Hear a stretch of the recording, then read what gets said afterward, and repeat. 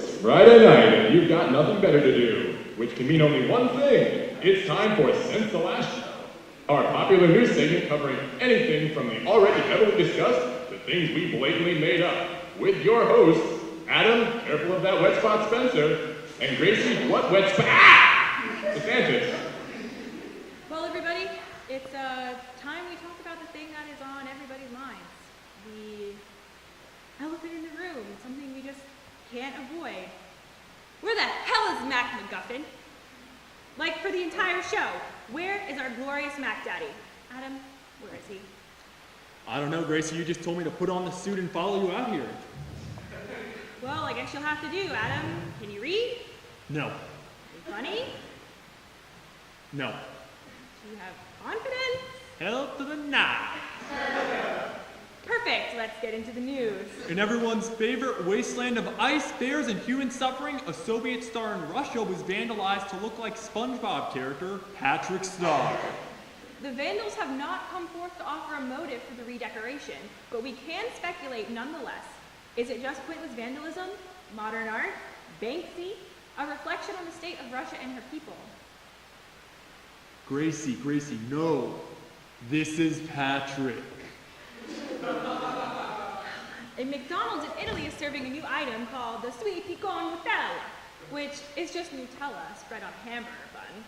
The title directly translated means sweetie with Nutella, but if brought to America, it will have a more accurate title, Broke Millennials Delight.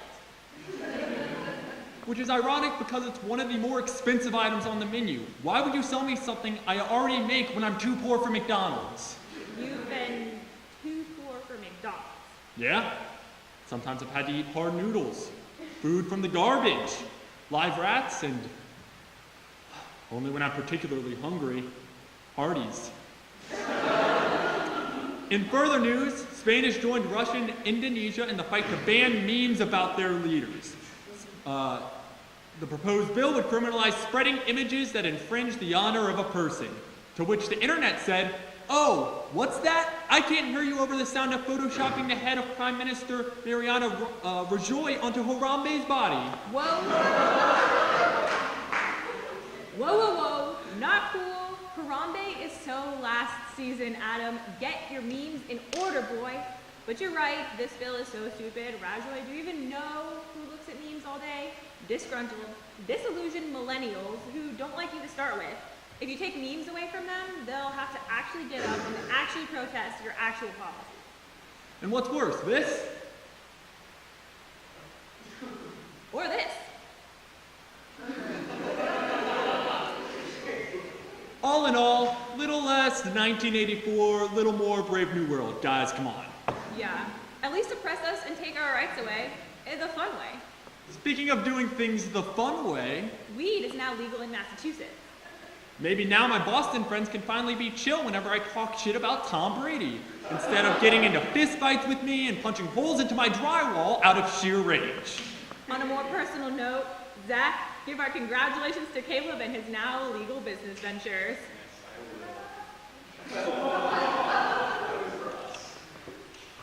A couple weeks ago, Doctor Strange premiered in theaters, the titular role being played by...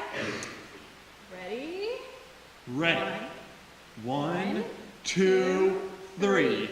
Benedict Cumberbatch. Yes! We did it! The joke is dead!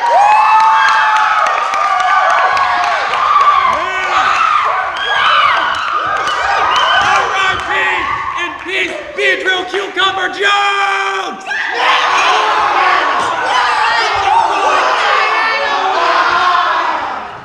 Sorry. God, I got overexcited. God damn. 5 years, Adam.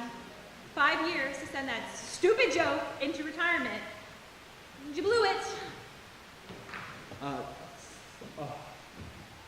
So what did you think of Doctor Strange?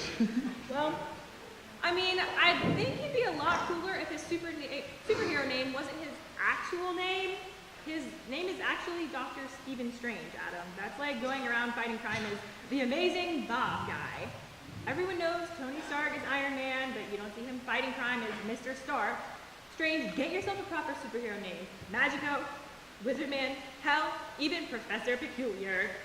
That works. It's a synonym. You're a superhero now. Get weird, for Christ's sakes. If Paul Rudd could be Ant-Man and still be taken seriously, get yourself a ridiculous-ass movie. In recent sports news, the Chicago Cubs have won the World Series for the first time since 1908. Here to comment on the state of his domain, Satan.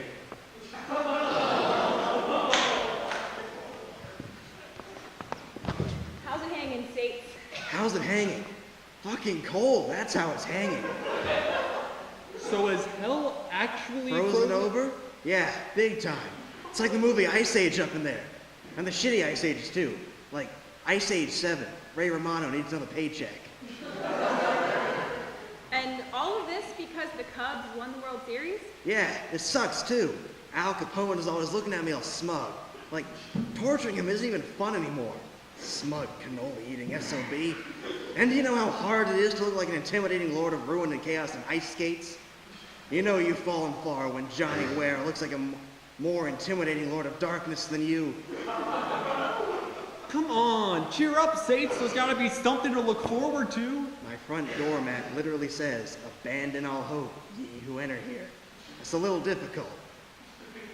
Hey, why don't you treat yourself to a good meal and wait for this to all thaw out? Well, I was gonna roast a ham, but it's really hard to get my hands on them these days. Why is that? Well, ever since pigs learned to fly, it's getting harder to hunt them. Satan, everybody. It's Unfortunately, this is our in memoriam piece since the last show. And while there have been many deaths in 2016 that have hit the world really hard, no death has had a greater effect than the passing of Vine. Yeah, we'll always miss how the way an app that was designed for 6-second videos from random people around the world evolved into hell on earth with 24-year-olds acting like 10-year-olds. Thinking riding around on stupid hoverboards is actual comedy and getting rewarded for their sad excuse for their awfully twisted view of comedy with millions and millions of dollars. I guess that there was at least some type of pleasantful death in 2016.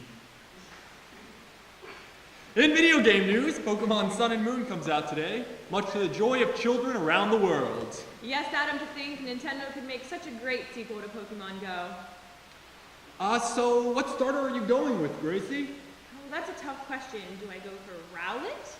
The cute little grass owl who's just so prim and proper and who's shaped like a friend?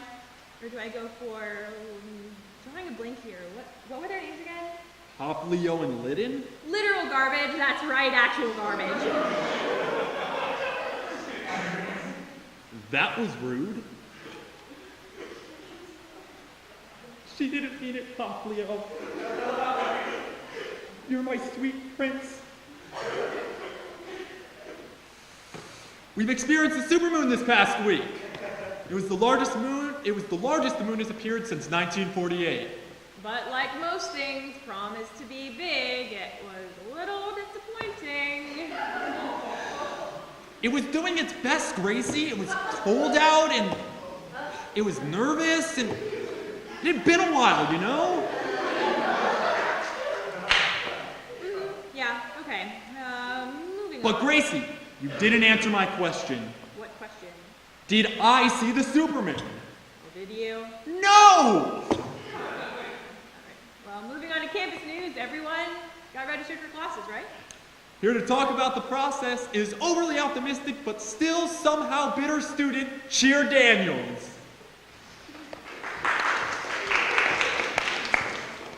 Glad to have you on the show, Cheer. So how was registration for you? Registration was like so great. I got every class I almost sort of kind of wanted. Yep, your girl Cheer is going to be taking all the intro psych classes, microeconomics, and introductory Polish that she needs to become a successful engineer. Cheer, are you sure that's helpful to your major? Oh, it better be. You know how much I pay for this shit? So how many classes will you be taking this year, Cheer? I'm taking 18 credit hours, so 6. But one of them's an 8 a.m., so it's more like 5 with one that I'll either show up to and sleep through, or skip it and sleep through. Either way, if Mama Cheer has to get up before 9, balls will start breaking, okay? Okay. Are you worried about next semester, Cheer?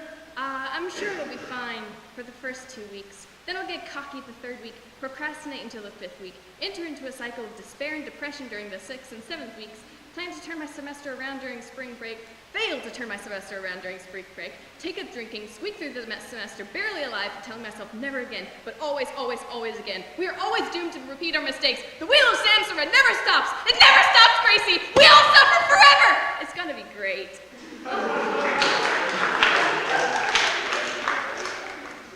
That's just great. Cheer Daniels, everybody. I'm this close to an emotional breakdown.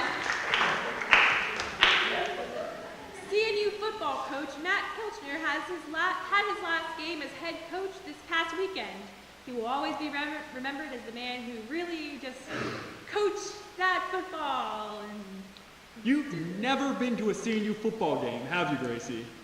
it's cold, it's loud, and there's a lot of people, and the food is total shit, and you can't even bring alcohol into the stadium. Why would I go somewhere on a Saturday that doesn't have box wine, Adam? Not that I drink on campus, this is a joke because I am an RA. Fight me, checks. Anyways, on to a more somber note, a horrifying murder also took place on campus this week. The chances of proper law and order taking place are looking bleak. However, as the murder victim was none other than the Special Victims Unit. A little bit of a time delay there. A little bit. Y'all got it? Y'all awake? All right, hello. And our final story of the night, there have been reports of serial marriages taking place all over campus. Our references report of a rogue reverend who marries people indiscriminately. And it just so happens we have him here tonight. Reverend Mack, everybody.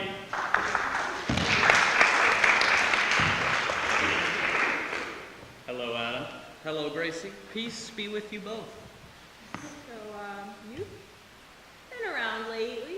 That I have. In troubled times like these, it's important that we love one another. And what better way to do that than to marry everyone?